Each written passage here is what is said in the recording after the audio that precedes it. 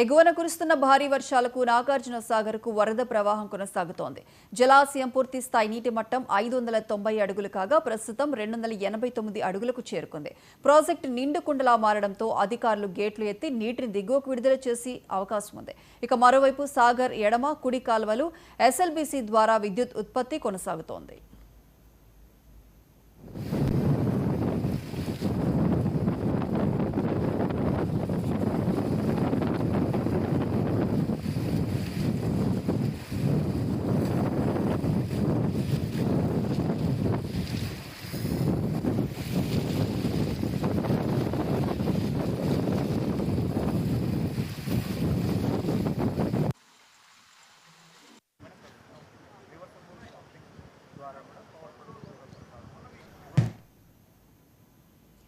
నెల్లూరు జిల్లా నాయుడుపేటలో డీఎస్పీ చెంచుబాబు ఆధ్వర్యంలో పాత సామాన్ల దుకాణాలను పోలీసులు తనిఖీ చేశారు.